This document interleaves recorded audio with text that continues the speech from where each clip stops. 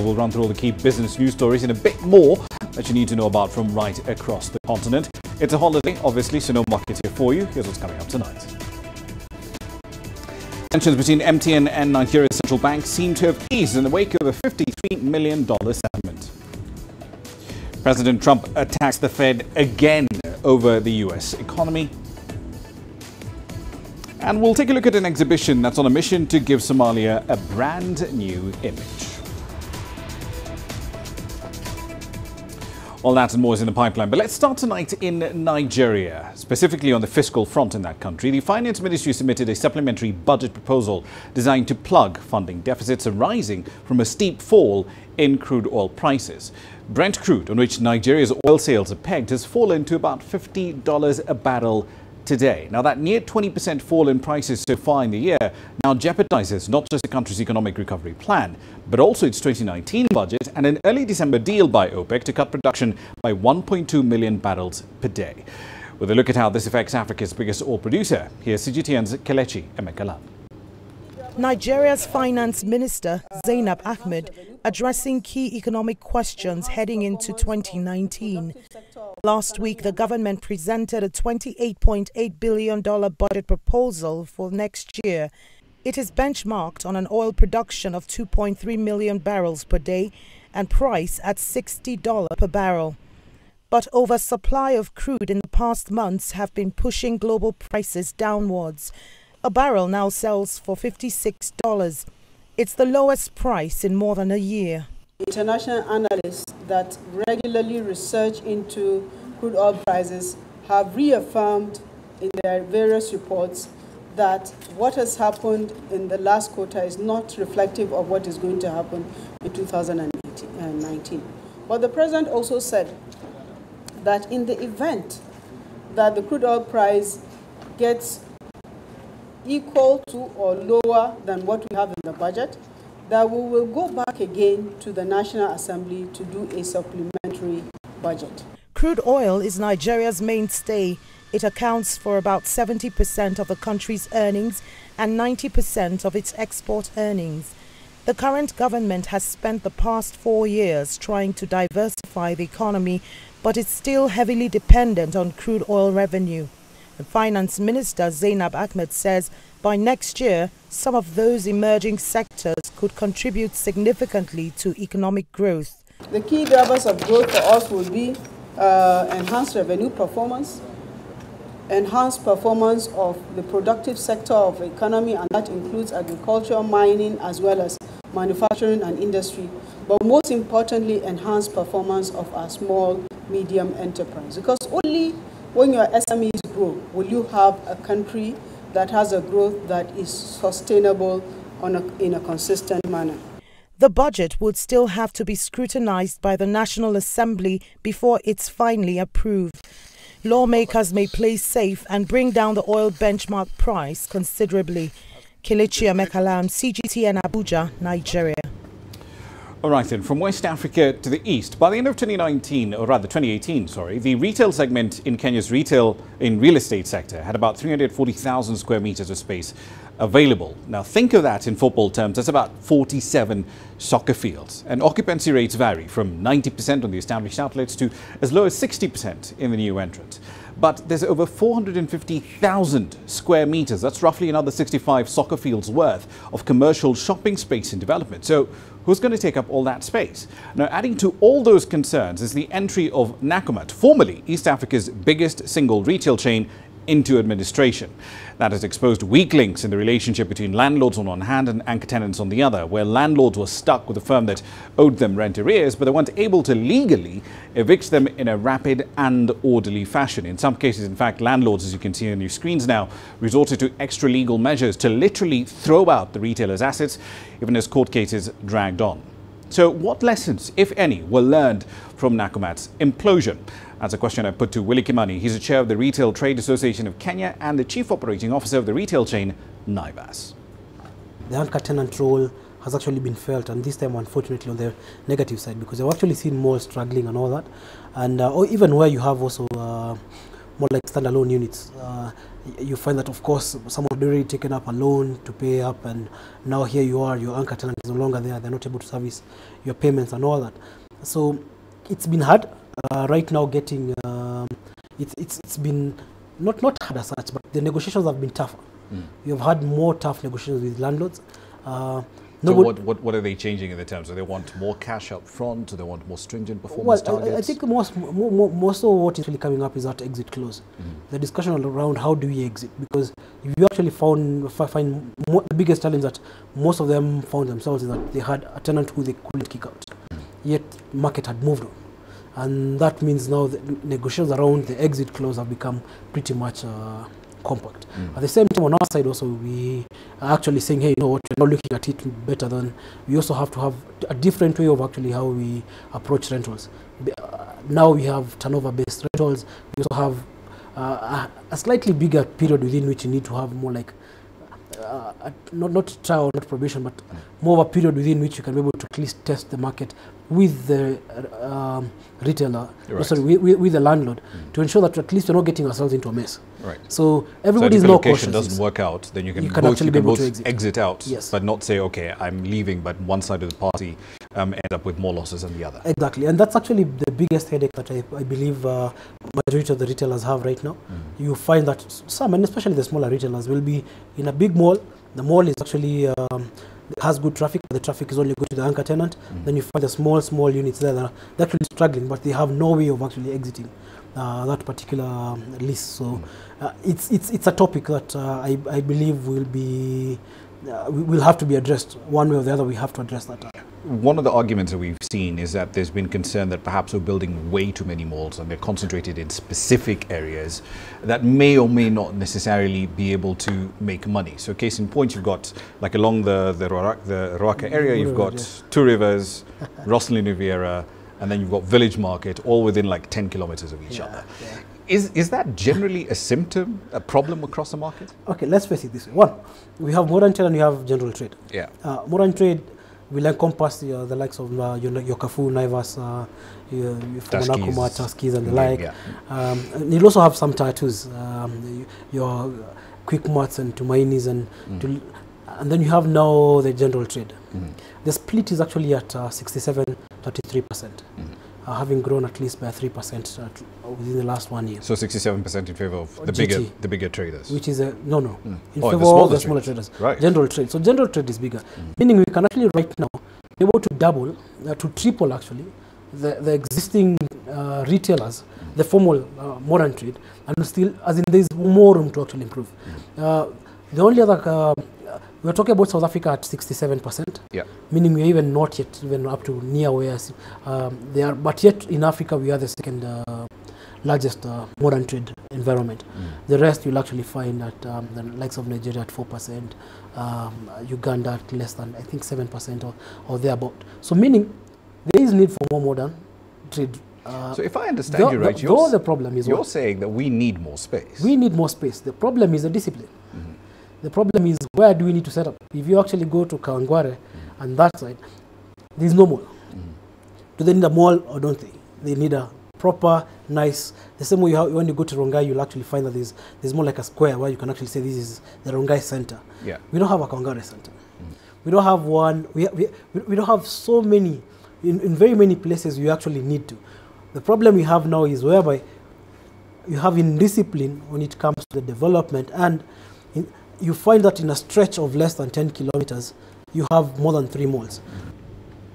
Part of my conversation there with Willie Kimani of Naivas earlier on. Now, let's move back to Nigeria. South Africa's telecommunications firm MTN has reached an agreement with the Central Bank of Nigeria to resolve a dispute over claims that it illegally transferred over $8 billion out of the West African economy. Now, MTN says it agreed to pay $53 million to settle that dispute without any admission of liability. In the wake of that settlement, MTN stock was up 2% on the Johannesburg Stock Exchange. Its shares, however, are down by over 37% so far this year. So let's dig a little deep into the details of this settlement and how it was arrived at. Deji Badmus joins us now live from Lagos with more data on this story. Deji, happy holidays to you. Let's start with the fact that this settlement essentially indicates that the CBN didn't really do its homework properly when it accused MTN of moving the money out of the country.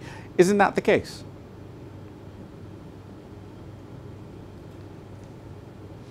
Well, first, Ramah, Merry Christmas. And now, I wouldn't say so, Ramah. I just would not say so. Let's just tell ourselves the truth.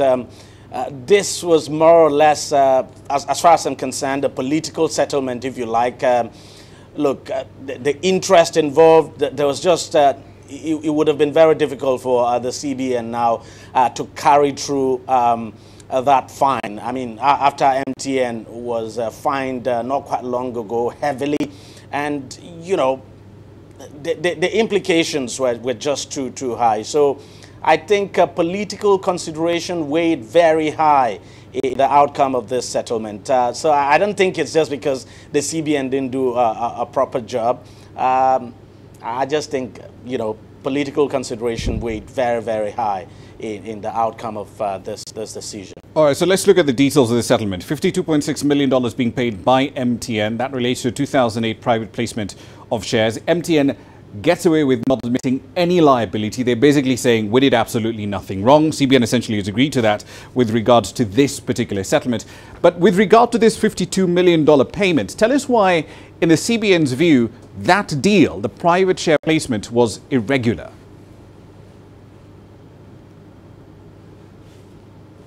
Now, Ramah, to understand this, you just need to go back to the beginning of this case.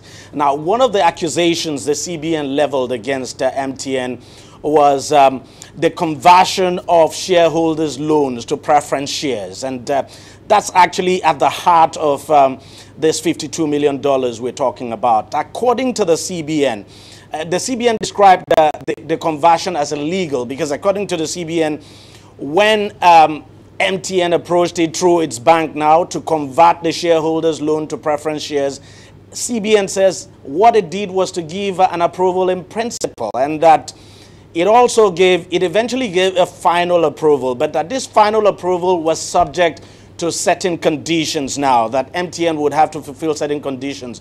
And some of those conditions include the implementation of the board resolution submitted now to the CBN's Director of Trade and Exchange Department. Another important condition, Ramah, was that MTN was going to provide an undertaking that no remittance for either interest or principal repayment would be made to the shareholders from the date of the loan to the date they were converted to the preference shares. Now, those were the conditions set by the CBN.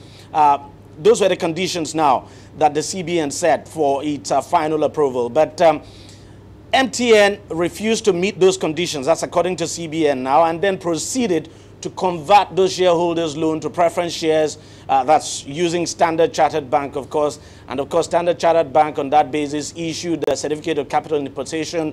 And as you would know, MTN had to make remittances on the basis of that. So it's that conversion now, those remittances that MTN made, that the CBN said it has to reverse, and that's what resulted in these $52 million, because according to MTN, what was in question at that time, the total amount of remittances made, I think at that time, was somewhere in the region of $1 billion. Right. Okay. So MTN shares so far this year down 37% from the start of the year to December 24th. Given the fact that this settlement has been arrived at with MTN saying we did nothing wrong, there's no liability on our part, is the CBN bracing itself for potential suits from shareholders for losses related to this settlement? Because that share price decline translates into a market cap loss of hundreds of millions of dollars.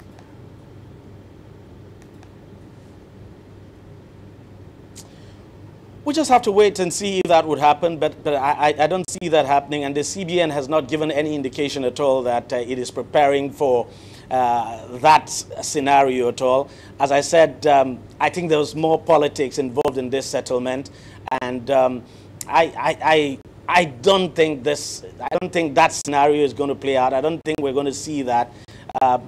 There's every possibility, even though they are not disclosing, no side now is disclosing the details of the deal they reached, that might have been taken care of. So to be candid, Ramah, I don't see that scenario playing out at all. I don't see it happening. Right. Let's see how institutional investors respond to that. One last question for you, Deji. The case with the Attorney General, in which the Attorney General of the Federation is accusing MTN of owing $2 billion in back taxes to Nigeria. That's yet to be resolved. What is the evidence that the AG is providing to back up that claim?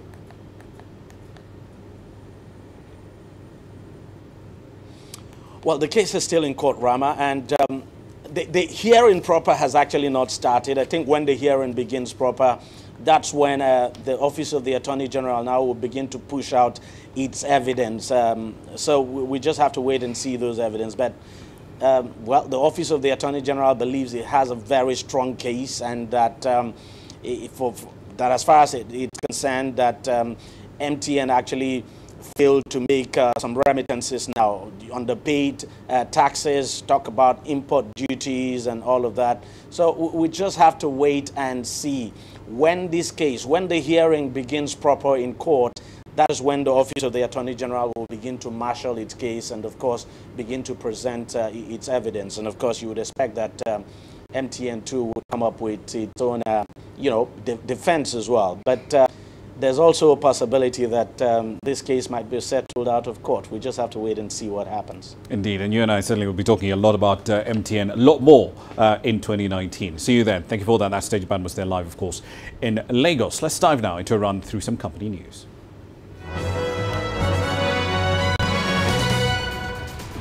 And we're still in Nigeria. The chairman of Forte Oil PLC, Femi Otedola, has announced the sale of his 75% stake in the company. The oil magnate has reached an agreement for the sale with the energy firm Prudent Energy, which is investing through Ignite Investments in Commodities Limited. The decision behind the sale is apparently linked to the mogul's plans to invest in petrochemicals and refining. Over in East Africa, Kenya Power is seeking to secure fresh short-term loans to refinance its existing short-term debt. The power distributor has been left in a relatively tight financial spot after it breached the terms attached to nearly $600 million worth of its loans. However, the key lenders in this case, Standard Chartered Bank, Rand Merchant Bank, Stanbic and Agence Française de Développement, have obtained an extension agreement until June 2019. In Southern Africa, the telecom subsidiary Business Connection Group has reportedly spent millions on work done by Bain & Company. Now, BCX recently announced plans to retrench some 790 employees, despite paying $13.7 million to Bain on cost-cutting and turnaround strategy work. Now, the tender was awarded to Bain. This was found to have been manipulated to benefit the company financially. And finally, the former Nissan Motor Representative Director, Greg Kelly, has been granted bail of just over $600,000 by a district court in Tokyo. Kelly was granted bail after being detained along with the ousted Nissan chair, Carlos Ghosn, on suspicion of understating Ghosn's income. Now, Kelly's bail grant has raised the prospect of his release by as early as Tuesday. That's a run through your company headlines.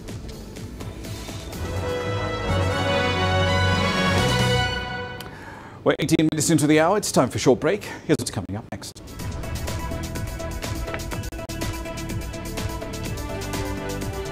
Egypt's next installment of a loan from the IMF won't be released just yet. We'll explain why. And as the year wraps up, we'll review Africa's booming fashion industry. All that and more is in the pipeline. The economy as we know it is about to change. Global business reports highlight emerging markets, developing countries, and dynamic sectors worldwide. We feature top analysts and newsmakers to provide perspectives on every facet of business. From an on-the-ground perspective, we provide you with balanced and objective assessments.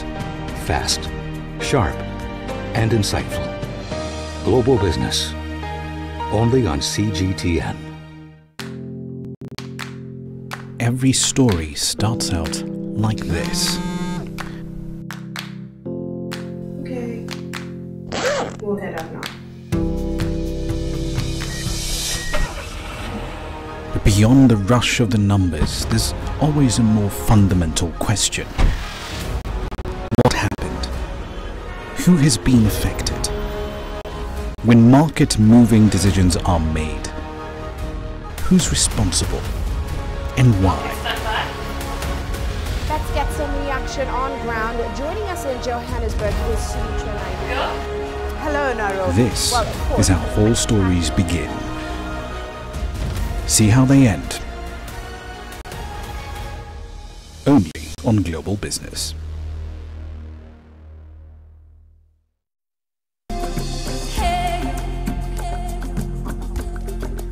Accra is my kind of city. That's because when I'm here, I feel like I'm back home in Lagos or Abidjan, which are two of the major cities I grew up in. Business in Africa is high risk. After about a decade covering business news on the continent, I've learned it's all about the high risk, but also the high returns and the high energy. You simply have to adjust in order to keep pace. When I started out as a journalist, my dream was to open people's minds to the different perspectives. From the CEO in the boardroom to the trader out in the street, we all have different stories. From Accra to Addis Ababa, from Cairo to Cape Town. And I wouldn't have it any other way.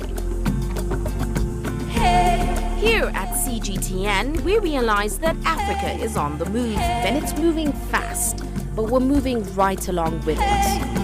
I'm Ucheo Koronkwo, and I'm a business anchor and reporter at CGTN.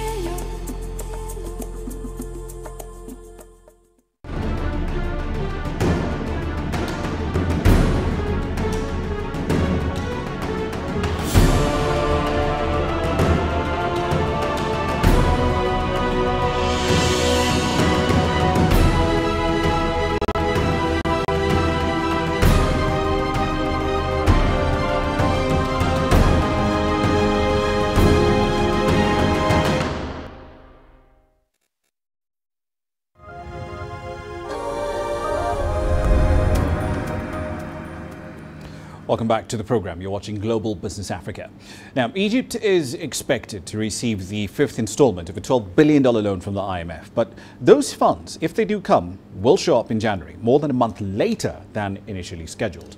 That's because of delays in talks over some elements of the government's economic reform program up north. Now, one of the key issues is the timing of the announcement about a fuel pricing mechanism that's designed to link local retail fuel prices to the price of international crude, and it's a key part of the government's plans to cut costs. Egypt plans to announce the pricing mechanism for 95-octane gasoline by the end of the month, with implementation expected in March. It will then announce the mechanism for other fuel grades in June after lifting subsidies, and those will then be implemented by September 2019. However, this move is politically sensitive because the government is trying to strike a balance between the need on one hand for fiscal consolidation and on the other, public anger at rising costs.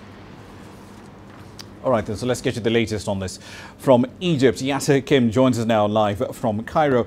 So, Yasser, as I understand it, this dispute is between the fund and Egypt, and it's focused on fuel prices, or more accurately, how fast Egypt will move to have retail prices in the country accurately reflect international prices. Tell us more about that. Yes, obviously, like you said, Egypt has the 95 octane and 92 and 80 and gasoline, solar, and therefore they want it all to be scrapped, and it should be the last year for the subsidies on fuel. What's happening now is that trying to find the perfect calculation that would help in increase it, having a change in price according to the international market, and this is linked by 85%. The price will be linked with 85% of the price according to the international oil prices. Then you have 15% because of the transfer of services inside in the country. And you also have to put into consideration in this apparatus the exchange rate of the Egyptian pound against the dollar. So this whole mechanism is still under calculation now, and trying to find the best way that it will not be kind of harmful also on the citizens, but at the same time would not harm the budget, and would therefore be subsidy free. Right. And this is the problem, is that it's not ready yet, and according to the deadline set by the IMF. Okay, so 95 octane, as I understand it, and correct me if I'm wrong with this, 95 octane is no longer subsidized, but the lower grades like 92 octane and so on still are. But oil prices are fairly low right now. Brent crude hit $50 a barrel today, and they likely will remain at those levels for maybe another 6 months. So why not move faster to remove the remaining subsidies? Yes, Egypt's one of the lowest 5 countries in the world in oil prices, and the other 4 are countries that are oil producers. So yes, it is low, but yet the income of the population is very low, and there is fear that if the step is taken now, it will cause social and political uproar, especially that the consequences always higher prices and inflation that would be in the average of 20% inflation, in addition to the inflation that's already in the country, which is around 15%. So we're talking about high inflation rates as a result of this decision. So the government is not trying to be hasty in this decision, trying to push it as far as possible by next June, and saying that because of the low oil international prices, then the burden on the state budget is not so strong, and Egypt can wait until next June instead of doing it in January.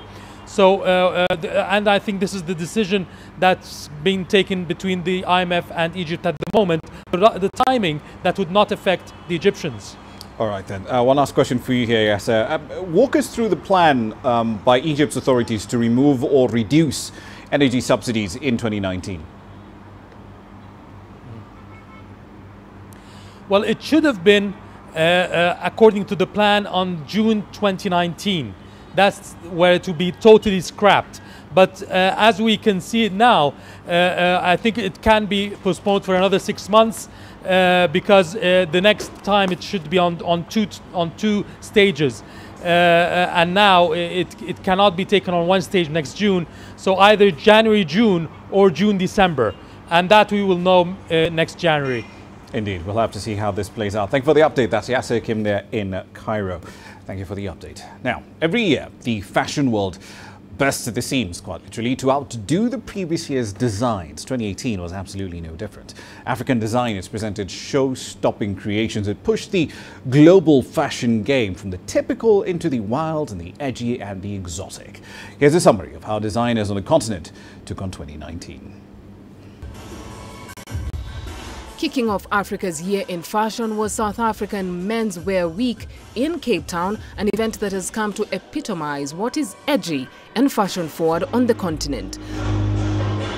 But there's a rip in the seam when it comes to mentoring and promoting young designers.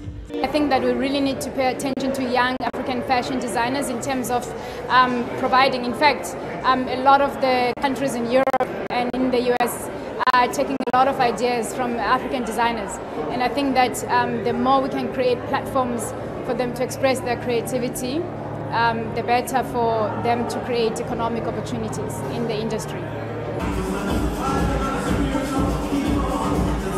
Crossing over to West Africa, Nigeria hosted one of Africa's biggest fashion events, attracting over 45 designers from 14 countries worldwide, as well as supermodel Naomi Campbell, making a big statement about the uniqueness of African designs. I don't think that we're more important because we're being discovered by the outside. We always were important. We've always worn these clothes. It is interesting and nice that we're getting noticed for our things, but it's nothing new to us. We've always dressed like this. We've got a lot of style. It's nothing new, and the world is lucky that they're getting to see what we've done all this time. Ghana has also caught the international fashion spotlight due to celebrity endorsements and fast-rising fashion designers. I have a lot of aspirations on taking my brand to a bigger global platform to reach more people, because we've gotten to the point when we've got so much good stuff here. I've got so much good stuff here, and as a Ghanaian designer, we should be pushing to make sure that you could walk into a store in New York, maybe a Walmart or any other store in New York or Paris, and be able to find something that's from Ghana.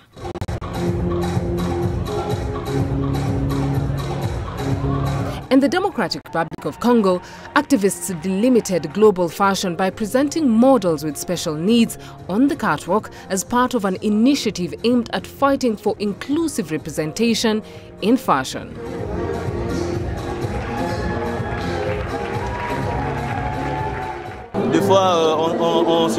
Sometimes we see ourselves as people who do not have much value. We see ourselves as lesser than. But because of this event, I have regained confidence in myself.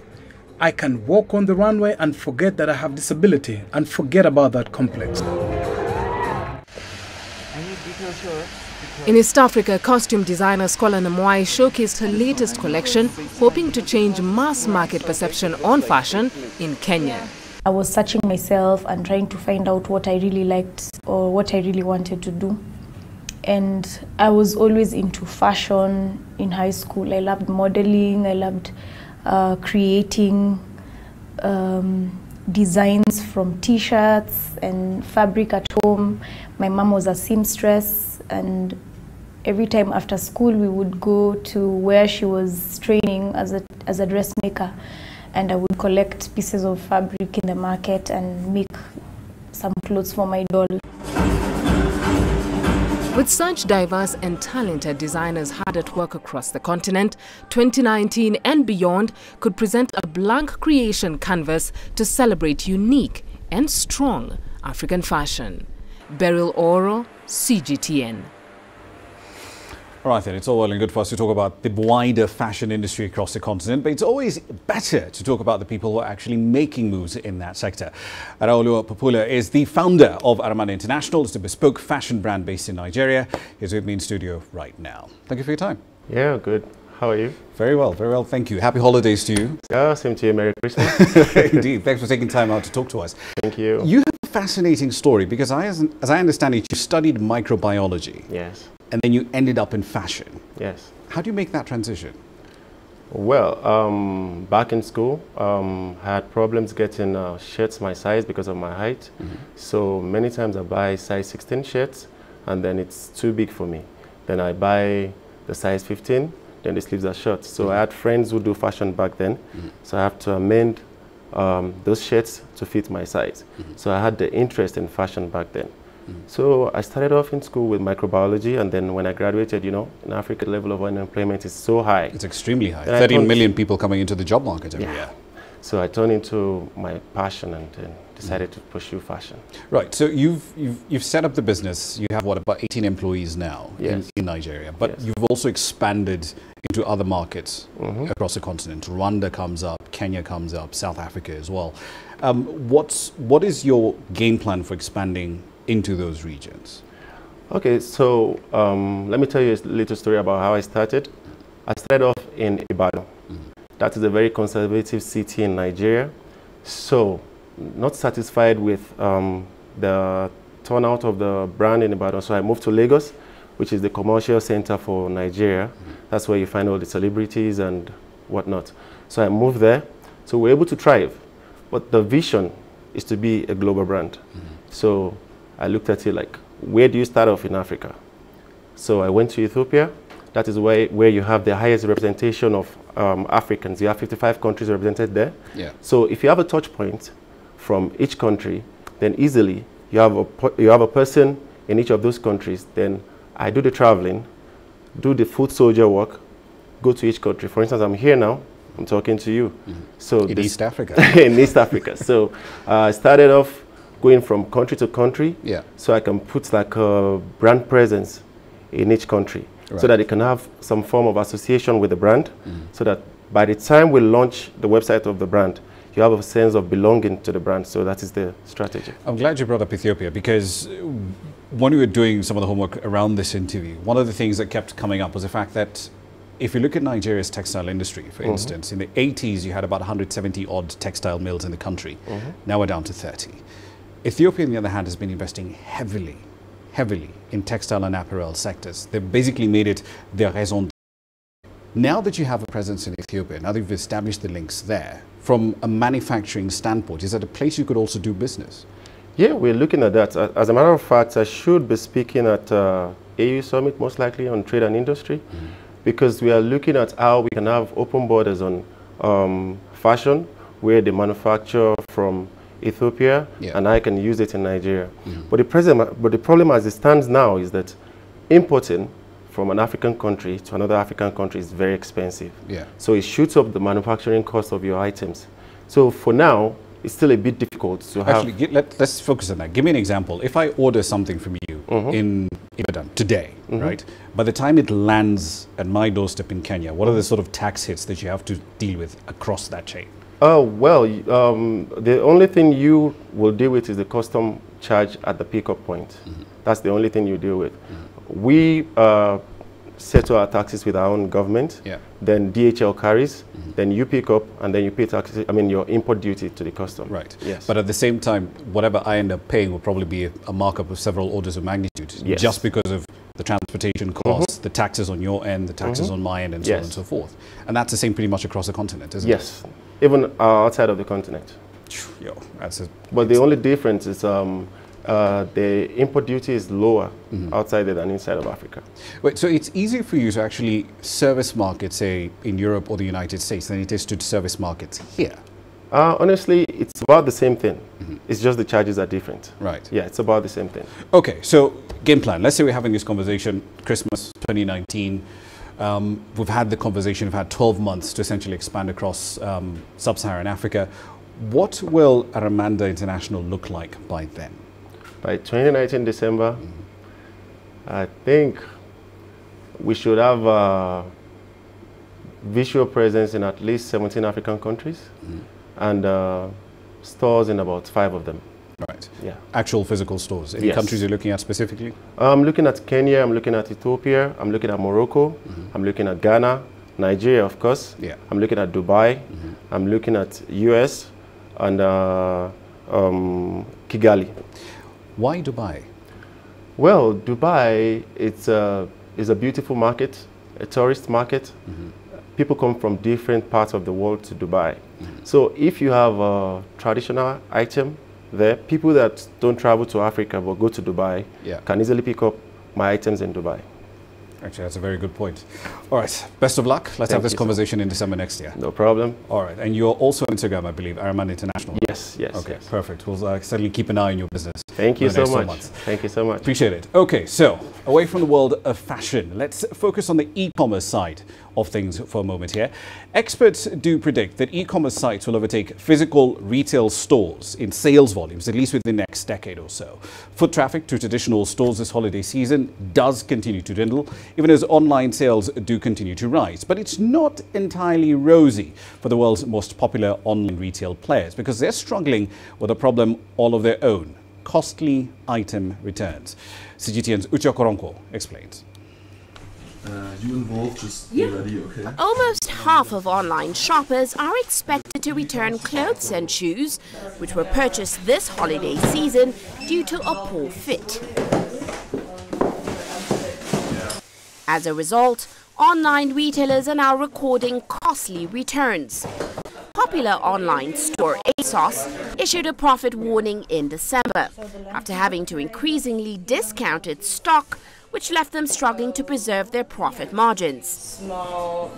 Europe's biggest online-only fashion retailer, Zalando, became a takeover target for Chinese e-commerce giants such as Alibaba, after problems with processing returns contributed to a third-quarter loss, prompting a sell-off in its shares. When you look at how, for example, fast fashion is actually produced, there's a lot of room for error as those garments are being made. So in this era where we're turning around articles very quickly, the corners that get cut sometimes impact the fit of the clothing. So this adds a whole new level of complexity that a consumer has to navigate. Online retailers are now trying to crack this sizing problem. Zalando now gathers data online using feedback from models on the sizing of their shoes and clothes. Fashion firms like Zara and H&M have also introduced software that suggests sizes for online customers using their height, their weight, and historic data on purchases and returns. Today, over 200 retailers now work with analytics firms, such as Berlin-based software firm Fit Analytics. We had one client in North America who believed that their clients are roughly between 18 and 25 years old. Based on our data, we were able to show them that their customers are older than 35 years old. So they were able to understand, okay, my customers are older than we believed before. So they were able to adjust their marketing, merchandising, based on the data that we were able to provide. While data is helping retailers to reduce the number of returns, most retailers still believe that returns are an inevitable part of the e-commerce boom. Some also say that cracking the sizing challenge is like solving the Rubik's Cube. There are just too many variables. Uche Okoronkwo, CGTN. Time for a short break on the programme. There's plenty more content coming up.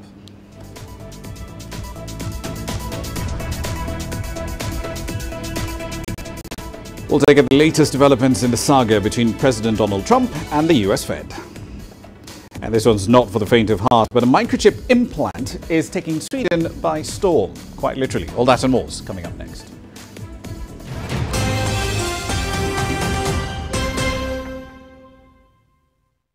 Business in Africa is at a crossroads. We celebrate those who are adopting and thriving despite the challenges, from grassroots to big businesses. Global Business takes you along for the ride as we track the making of a giant. Only on CGTN.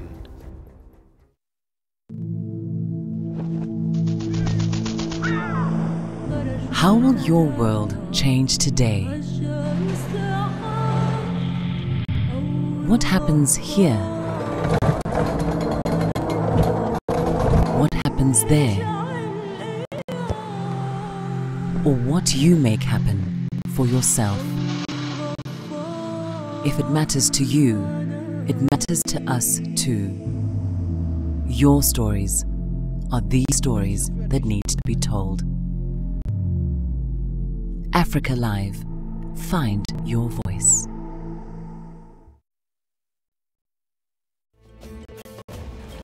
There's more to this place than just glorious landscape. To some of the deepest minds in the world, there is so much more to this place, even if it is home to some of the finest diamonds on the planet. It is the sheer diversity of the people who call South Africa home, and the relentless drive to make it a better place that make it so special. And we know that because this too is home.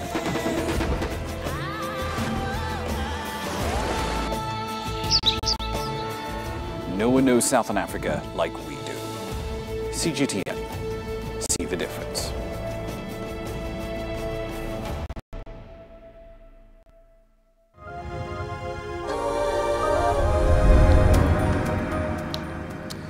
Now, across the Atlantic, the US president in the last 24 hours has been blasting the Federal Reserve yet again, describing it on Twitter as the only problem that the US economy has. Donald Trump renewed his criticism of the US central bank, even as the US indices fell again on Monday. Now, the latest decline comes amid concerns about slowing economic growth, a US government shutdown that's now on its third day, and reports that Mr. Trump had explored the idea of firing the Federal Reserve Chairman, Jerome Powell, a man, remember, whom he nominated for that very job. The Dow Jones is on track for its worst December since 1931. That was right in the heart of the Great Depression. CGTN's John Terrett takes up the story.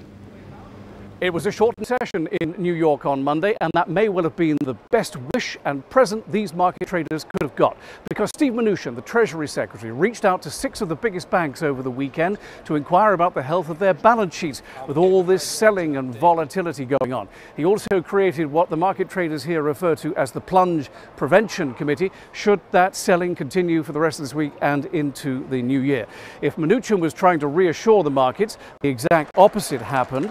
It was all the issues that we've come to know and respect over the best part of the last year: China trade, China tariffs, the government shutdown that's going on in Washington, D.C., worries about interest rates, and worries about just how much the U.S. economy will slow down in 2019.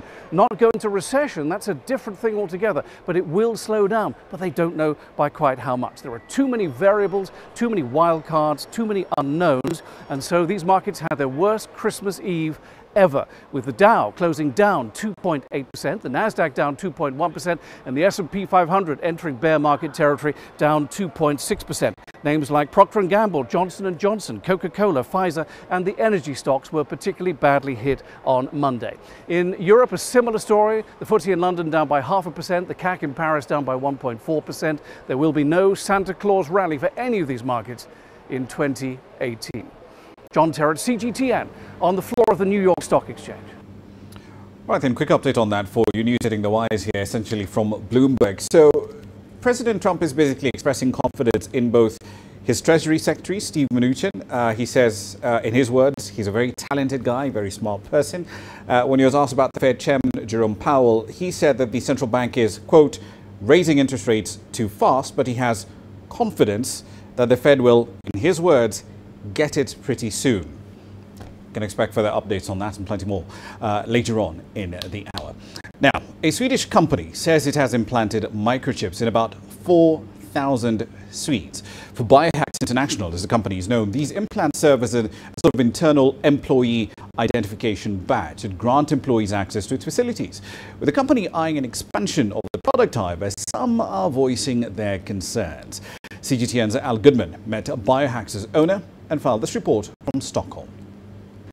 At the Stockholm office of the global tourism company TUI, 100 employees, or 20% of the staff, are using a new technology. Microchip implants in their hands. They get building access instead of using an ID card, or they can buy food at the cafeteria.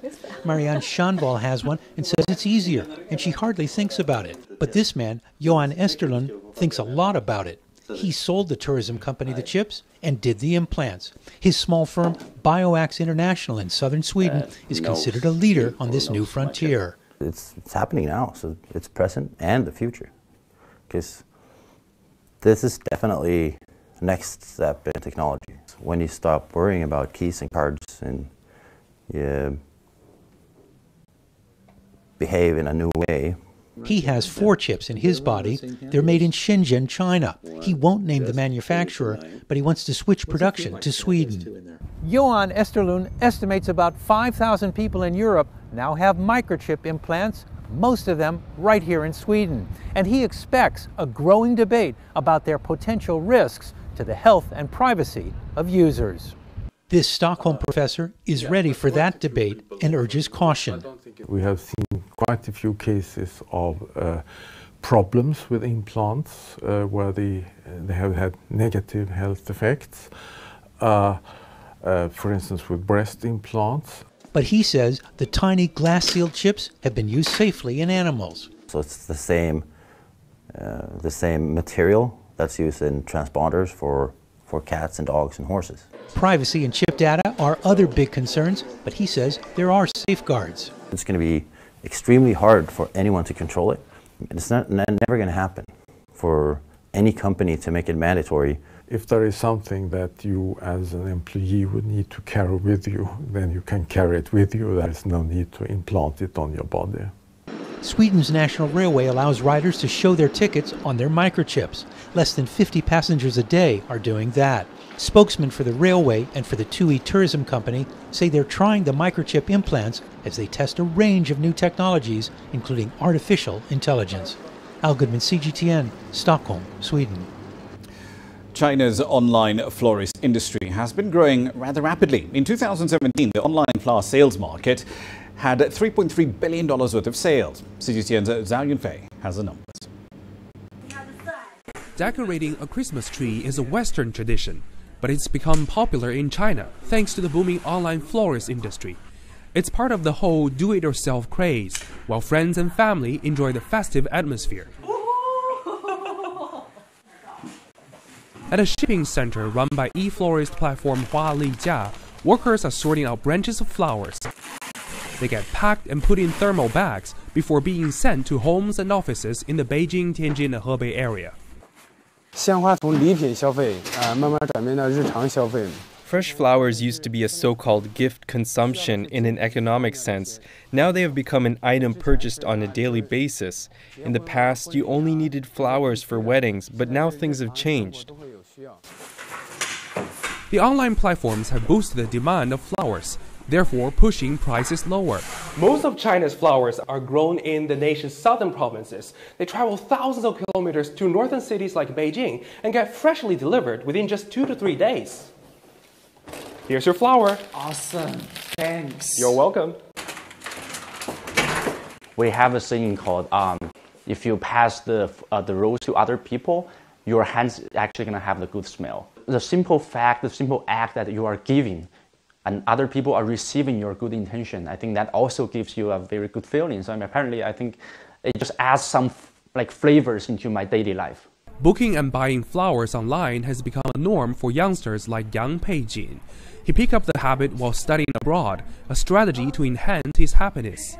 It's just like you eat good things, right? You eat every day, or maybe you drink with your friends. So I believe that one day as our civilizations progresses, I think maybe even the having good flowers every day is going to be our daily routine. For white-collar workers living in big cities, the scent of plants can perhaps ease their stress. Dong Jing likes to use flowers to decorate her office. The price is reasonable and the quality is consistent. When me and my colleagues first ordered flowers online, we didn't expect this could turn into a habit. Dong Jing says e-flowers are marketing a lifestyle through what they are providing, which is seen by many as an upscale purchase. She believes that through these small steps, she could pursue a more fulfilling and higher standard of living. Zhao Yunfei, CGTN, Beijing. It's 18:50 GMT. It's time for another break. Here's what's coming up next.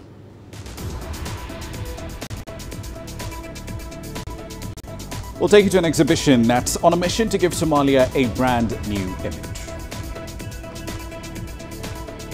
And Santa's reindeer took some time out in Thailand, apparently. They handed over the reins to these gentle giants. We're back shortly on Global Business. Images may appear to be identical, but looks can be deceiving. The difference is not always obvious. It has to be discovered. There are always different sides to a story. We put the focus on the details. To see more, to understand better. CGTN. See the difference.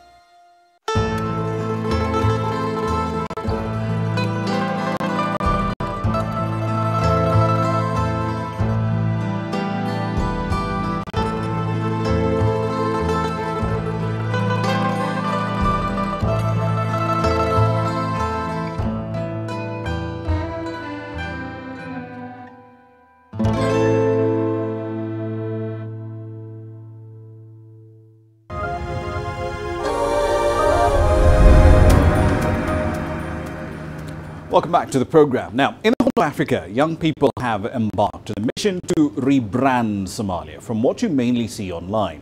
Yes, CGTN's Abdulaziz Bilo now explaining why young people in Somalia are tired and fed up with that stereotypical narrative that pigeonholes the country into one of conflict and poverty. The exhibition in Mogadishu attracted mostly young people. Organizers say that the theme for this year's Photo Voice exhibition is social inclusion. The 3-month exercise brought together students and local residents to raise awareness on a broad range of issues affecting the community. Participants provided photos depicting daily life challenges facing both children and grown-ups in a nation emerging from decades of conflict. Sabrina Awais is one of the several young people who displayed their photos at this exhibition. A picture is worth 1,000 words, and Sabrina's choice of these photos speaks volumes. School-going girls demonstrating against Al-Shabaab following Somalia's deadly terrorist attack last year. I saw the girls and they were young. My guess is they were either 15 or 16 years old and they were chanting anti-Al-Shabaab slogans, condemning terrorism and its perpetrators. My choice of this picture also reveals that women too take part in nation building. The photos were displayed at the Mogadishu Peace Garden, a symbol of hope for a city often associated with deadly bombings and targeted killings. Every picture had a story behind it, and we captioned each and every one of them. The message in all of them is that Somalis are resilient people. hopeful, ready to emerge from the chains of conflict and can play a role in stabilizing their own country. That's why we displayed it here in public, for everyone to come and take part. Local photographers across the country have also embarked on a massive campaign to rebrand their country's lost glory. Through photography, cameramen like Mukhtar Noor and many others' primary focus is showcasing the positive features and images of Somalia. When you search Somalia on the internet, all that comes up are scenes of bombing, drought and famine. And it's for this reason that young people have made it their own initiative to change that perception and are now filling social media sites with beautiful and positive images of Somalia in a bid to change the decades-long stereotype that's mostly being enforced by Western media. For instance, this beautiful mountain known as Al Madu is located in northern Somalia, and if local photographers like Mukhtar didn't place it on social media, no one will ever realize that this place exists. For now, young people continue to flood Facebook, Instagram, Twitter and other social media platforms with positive images that tell an entirely different story of a better and a promising future for Somalia. Abdul Aziz Bilo, CGTN, Mogadishu, Somalia. Right then, traditionally it's reindeer who pull around the sleigh that Santa has to move around in the night sky to children around the world on Christmas Eve. But Santas in Thailand traded their reindeer, apparently, for elephants this year for an annual Christmas event at a school in the northern end of the country. 5 elephants decorated in festive attire, 3 adults and 2 calves handed out balloons, snacks, tinsel, and more than 500 stuffed toys to almost 2,000 eager children. Their Santa-posing mahouts kept the show in line. Santa Claus, he don't come in the sleigh anymore. He only come by elephant, and elephant very slow. They love the elephant, especially these ones, because they are performing elephant. Not like Santa, Santa not perform anymore. The event is a yearly highlight for the local students. They're not only treated to gifts, but also elephant dances. Thailand is a predominantly Buddhist country, with Christians comprising only 0.7% of the population. Christmas is not an official holiday in the country, but many commercial outlets and people have adopted various aspects of the tradition. Shen Li, CGTN. Right then, you really can't say much after that now then, can you? So then, that's where we wrap up this edition of Global Business Africa. Thank you for your company in the last hour. As always, we'd like to hear your thoughts on the content you've seen here in the last hour. There's several ways of getting your thoughts back to us, all of them on your screens right now. I'm Ramah Nyang in the Kenyan capital, Nairobi. Thank you for your company in the last hour. The World Today is up next from Washington, D.C.